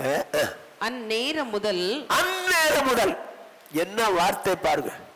அந்நேரம் முதல், எந்த நேரத்துல சொன்னாரு? அந்த நேரத்தில் அந்த சீஷன் அவளை தன்னிடமாக ஏற்றுக்கொண்டான். கர்த்தருக்கு மகிமை உண்டாகட்டும். அந்த நேரத்தில் தானே சொன்னவர் இயேசு, நான் சேர்த்துக்கிறேன்னு சொல்லி தாயாய் சேர்த்துக்கிறேன். ஏங்க ஆங்கிலத்துல அந்த நேரத்தில் தானே அவன் தான் வீட்டுக்கு அவளை கூட்டிட்டு போயிட்டான். வீட்டுல பெத்தவங்க கிடையாதா, குடும்பம் கிடையாதா, மற்றவங்க எல்லாம் கேட்கணுங்கிற அவசியம் இல்லையா? இல்ல, எனக்கு இயேசுவை தவிர வேற ஒருத்தரும் பெரிய ஆள் கிடையாது. இயேசு சொன்னா சொன்னதுதான். எப்படி சொல்ல போறீங்க? நீங்க எங்க அப்பாட்ட கேட்கணும், எங்க அம்மாட்ட கேட்கணும், எங்க வீட்டுல கேட்கணும், அப்படிதானே? என்ன சொல்லுவீங்க? கேட்டா உமக்காகத்தானே ஐயா நான் உயிர். ஐயா பொய் சொன்னா இம்மிடியேட்டா கேள்படி.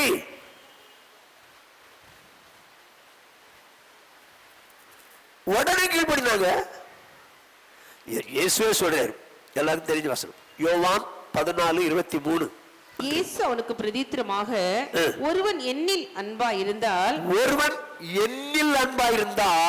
அவன் என் வசனத்தை கைக்கொள்ளுவான். ஆனா நீங்க இயேசு மேல அன்பா இருக்கீங்களா, இயேசு இடத்துல இருக்கிறது மேல அன்பா இருக்கீங்களா? அவர்கிட்ட போனோன்னு எனக்கு இது வேணும், அது வேணும், அது வேணும், இது வேணும் கேக்குறீங்க. ஆண்டவரே நீங்க வேணும்பா, எனக்கு நீங்க கொடுக்கறதெல்லாம் வேணுங்கிறது இல்ல, நீங்க விரும்பினா கொடுங்க, இல்லைன்னா விடுங்க, ஆனா எனக்கு வேண்டியதெல்லாம் நீங்க அப்படின்னு என்னைக்கா ஜெபம் பண்ணீங்க? என்னைக்காவது நீங்க தான் வேணும் எனக்கு, நீங்க உங்ககிட்ட பாக்கெட்ல இருக்க நாங்க விரும்பலன்னு சொல்லி என்னைக்காவது சொன்னீங்க? போன உடனே இதை கொடுங்க, அதை கொடுங்க, அதை கொடுங்க, அதை கொடுங்க. ஆனா இயேசு சொல்றாரு, ஒருவன் என்னில் அன்பா இருந்தால் என் வசனங்களை கைக்கொள்வான். அப்போ நீங்களும் நானும் இயேசு மேல அன்பா இருந்தா வசனங்களை கைக்கொள்வோம். அவர் எப்படி கைக்கொள்ள இருக்கிறாரு?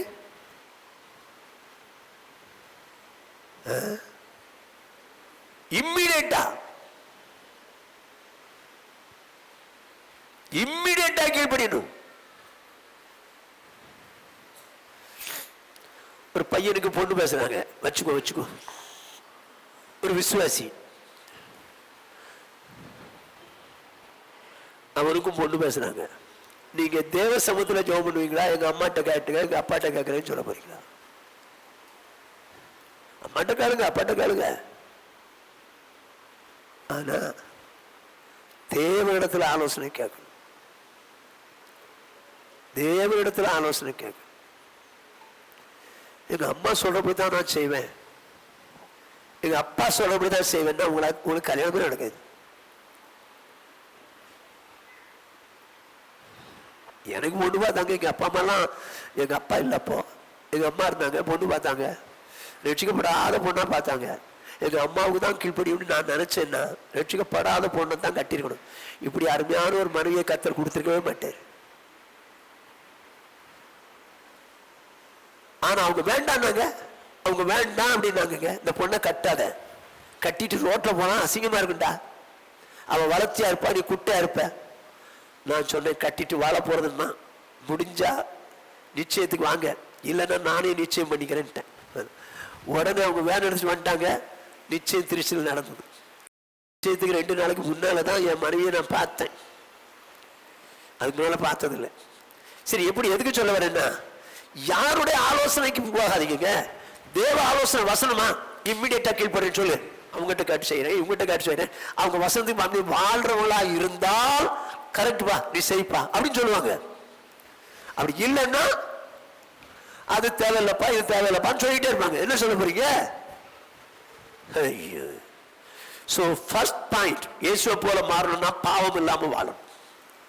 சரிதானா? பாவம் இல்லாம வாழ்றதுக்கு முடியுமா?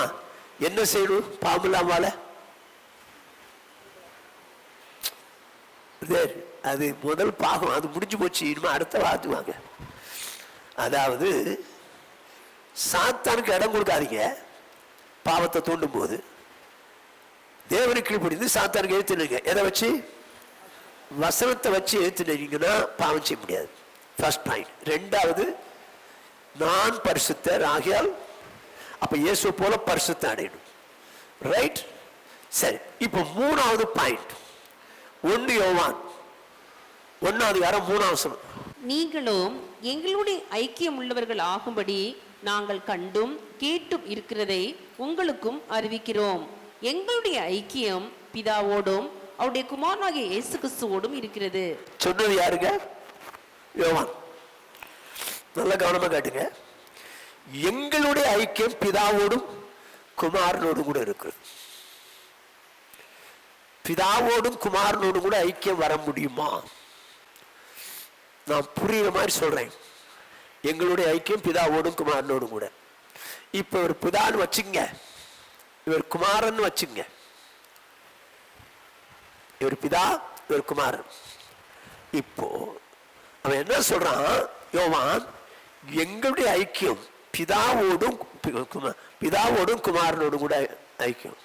எப்படிங்க ஒரு மனுஷன் பிதாவோடும் குமாரனோடும் ஐக்கியப்பட முடியும்? வாசிங்க, நீங்க இப்படி நில்லுங்க. யோவான் எழுதின சுவிசேஷம் 14வது அதிகாரம் 23வது வசனம். இயேசு அவனுக்கு பிரதித்திரமாக, ஒருவன் என்னில் அன்பா இருந்தால் அவன் என் வசனத்தை கைக்கொள்ளுவான். வெயிட். இயேசு சொல்றாரு, ஒருவன் என்கிட்ட அன்பா இருந்தா என் வசனத்தை கைக்கொள்ளுவான்றாரு. சொன்னவர் என்ன சொல்லிக்கணும்? நான் அவன்கிட்ட அன்பா இருப்பேன், அவனோடு கூட வாசம் பண்ணுவேன், அப்படிதான் சொல்லியிருக்கணும். இயேசு சொன்னதே செஞ்சான். அதனால இயேசு அன்பா இருந்தாரு, இவரும் அன்பா இருந்து ஐக்கியமாயிட்டார். ஓகே, நல்லா கவனிச்சுங்க. வசனத்தின்படி வாழ்ந்தீங்கன்னா 2 பேரும் ஐக்கியமாயிருவாங்க. அந்த வசனம் என்ன சொல்லுது பாருங்க. நீங்களும் எங்களுடனே ஐக்கியம் உள்ளவளாகும்படி நாங்கள் கண்டும் கேட்டும் இருக்கிறது உங்களுக்கு அறிவிக்கிறோம். என்னுடைய ஐக்கியம் அவங்கள நான் தப்பா சொல்றேன், நீங்களும் அப்படியே சொல்றீங்க. என்னுடைய ஐக்கியம் பிதாவோடும் குமாரனோடும் கூட இருக்குதுன்னு நான் சொன்னாரு. வசனத்தை கரெக்டா பாருங்க. அப்ப இவர் யாரோட ஐக்கியப்படுறாரு? பிதாவோடும் குமாரனோடும் கூட ஐக்கியப்பட்டாச்சுங்க. ஆனா எங்களுடைய ஐக்கியன்றாரு. அப்போ இந்த ஒரு 3 பேர் இருக்கிறாங்க. இந்த 3 பேரும் பிதாவோடும் குமாரனோடும் கூட ஐக்கியப்பட்டவங்க. எங்களுடைய ஐக்கியம் பிதாவோடும் குமாரனோடும் சொல்றாரு. அப்ப எங்கன்னா இவங்களும் சேர்ந்து அப்படிதானா பிதாவோடும் குமாரனோடும் கூட ஐக்கியமா இருக்காங்க. இப்ப ஏன் ஐக்கியம் எங்க இருக்கு? பிதாவோடும் குமாரனோடும் மாத்திரமல்ல, இவங்க கூட ஐக்கியமாயிட்டேன். இவங்க கூட ஐக்கியமாயிட்டேன். ஏன் இவங்க கூட ஐக்கியமாயிட்டேன்? வேற எவனாவது இருந்தா என்ன ஆயிடுவான்? நம்மள தேவனை விட்டு தூரம் போயிடுவான்.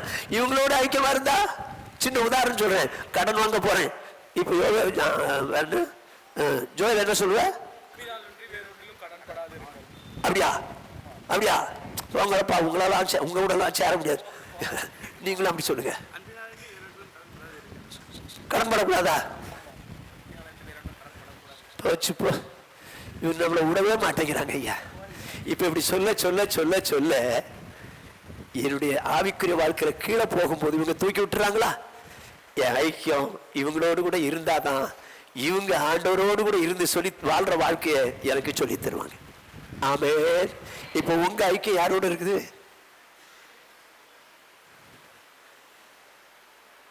இவங்க பிதாவோடும் குமாரனோடு ஐக்கியப்பட்டிருக்கிறாங்க. ஆனா ரட்சிக்கப்பட்டும் பிதாவோடு குமாரனோடு ஐக்கியப்படாம இயேசுடைய அன்பு இயேசுவோடு கூட அன்பில் செலுத்தாம வசந்தபடி வாழாம போனாங்கன்னு வச்சுங்க.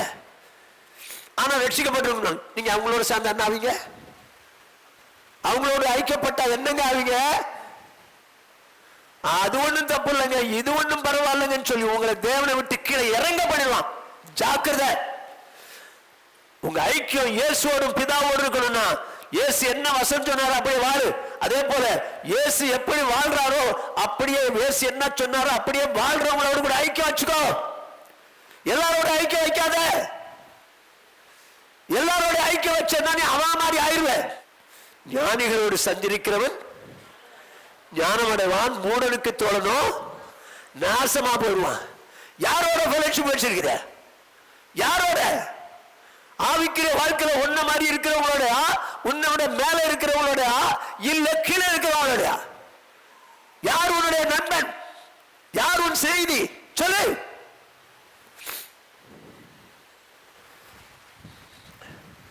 உலகத்தாரோடு கூட ஐக்கியப்பட்டீங்கன்னா நீங்க உலகமாக மாறுவீங்க.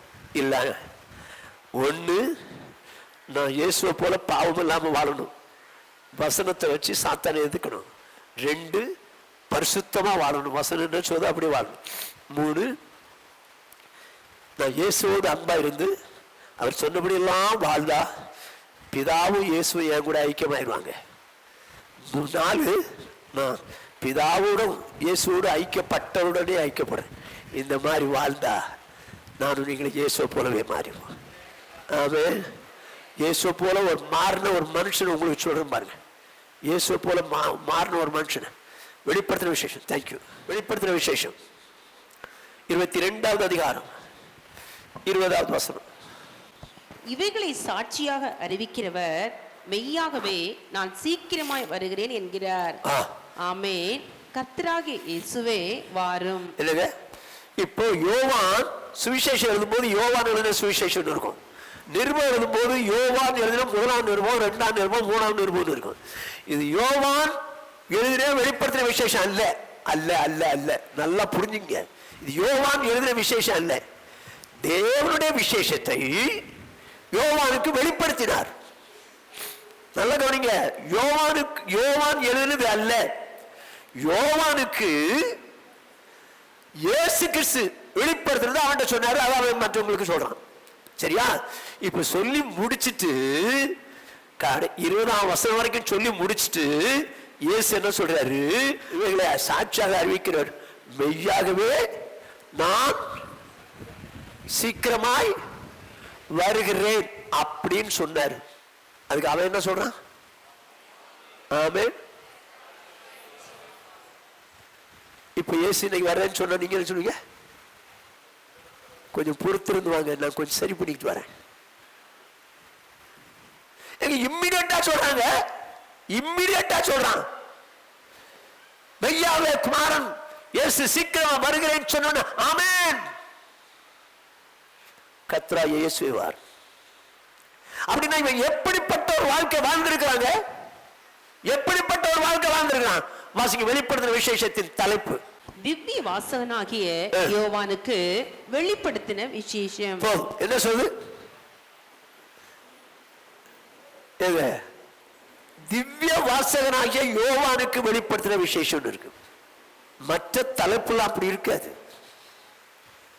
ஆங்கிலத்தில் the revelation of Saint John the divine இருக்கும். அப்படின்னா பிதாவோடும் குமாரனோடும் கூட ஐக்கியப்பட்டவர் உள்ளது ஐக்கியப்படுறான். என்ன செய்யறான்? ஆண்டவரே என் வாழ்க்கை அப்படி மாத்திருங்கப்பா, எனக்கு பாவம் வேண்டாம், நான் இயேசு போல மாற விரும்புறேன். இன்னைக்கு இயேசு போல மாற விரும்புறோம்னு நினைக்கிற மட்டும் கையை வைத்து சொல்லவா? கையில எல்லாரும் தான் வைத்திருவீங்க, ஆனா அதுக்கப்புறம் பின்னால செய்யணும். கையை வைத்து சொல்லவா? இயேசு போல மாறணும்னு விரும்புறவங்க கை வைத்தலாமா? எஸ். என் சபை இயேசு போல மாறணும், என் சபை இயேசு போல மாறணும்.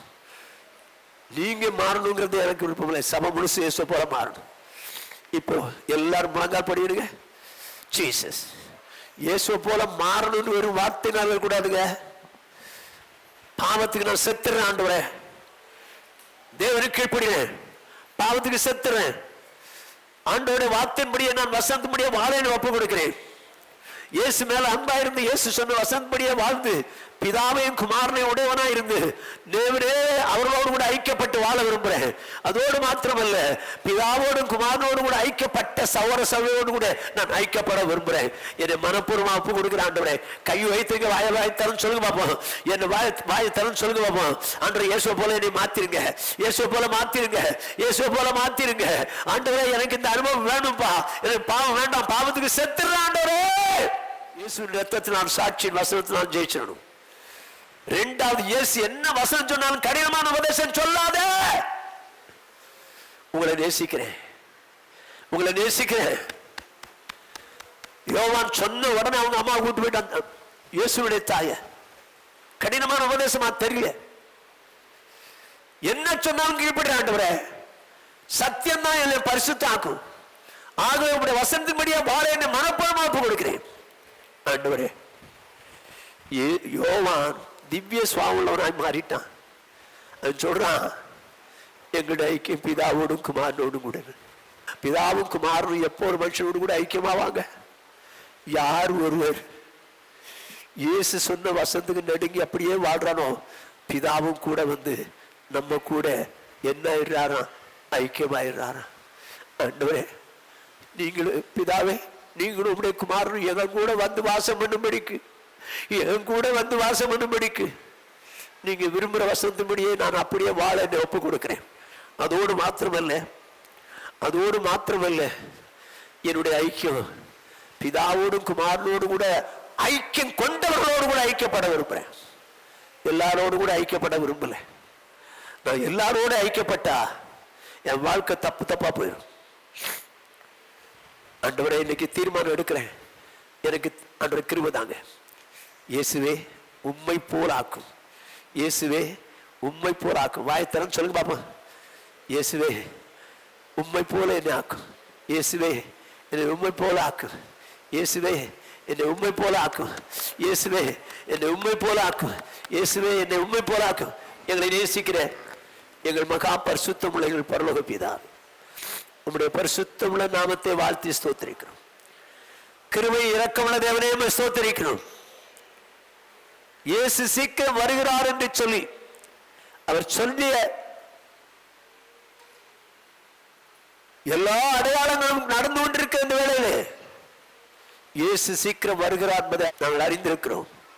நீங்க எந்த நாளில் வந்தாலும் இயேசுவே நாங்கள் உம்மை தரிசிக்கணும், என்னை எங்களை உம்மை போல மாத்திருங்கப்பா, ஏதோ கடமைக்காக வார்த்தை சொல்வதாக நீங்க நினைக்காதீங்கப்பா. உண்மையாவே கேட்கிற ஆண்டவரே, பாவத்துக்கு செத்து உண்மை போல வாழ உதவிச்சீங்க, வசனத்தின்படியே வாழ்ந்து உண்மை போல வாழ உதவிச்சீங்க. இயேசு மேல அன்பா இருந்து அவர் சொன்னபடியே ஜீவிச்சு பிதாவையும் குமாரனையும் உடையவராய் அவர்கள் எங்களோடு கூட வாசம் பண்ணும்படியான ஒரு வாழ்க்கை வாழ உதவிச்சீங்க. பிதாவே, இயேசு கிறிஸ்துவோடு கூட ஐக்கியப்பட்டு வாழுகிற அப்படிப்பட்ட பரிசுத்தவான்களோடு கூட எங்களுக்கு ஐக்கியத்தை கட்டளையிடுங்க. உங்க கரத்துல கொடுக்கிறப்பா, வந்து எல்லாரையும் ஆசீர்வதித்து சமாதானத்தோடு கூட அனுப்புங்க. அந்த எல்லாருக்குள்ள ஆசை இருக்கு, இயேசு போல மாறணும்னு. ஆண்டவரே, அந்த ஆசையை நீதிமான் விரும்புகிற காரியம் அவருக்கு கொடுக்கப்படும் சொன்னது போல அவங்களுக்கு கொடுத்து இயேசுவை போல எங்கள் சபையை மாத்திருங்க. இயேசு வரும்போது நாங்கள் அவரை சந்திக்கணும். அது எல்லாரையும் ஆசீர்வதித்து சமாதானத்தோடு அனுப்புங்க.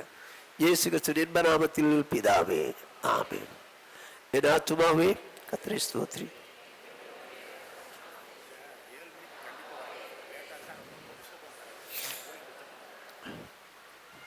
நம்முடைய கர்த்தராகிய இயேசு கிறிஸ்துவினுடைய கிருபையும் பிதாவாகிய தேவனுடைய அன்பும் பரிசுத்த ஆவியானுடைய ஐக்கியமும் அந்யோன்யமானதும் சமாதானமும் இன்றும் என்றும் நம்மொருவரோடும் உலகில் உள்ள சகல பரிசுத்தங்களோடும் இருந்து காப்பதாக. ஹல்லேலூயா, ஹல்லேலூயா, ஹல்லேலூயா.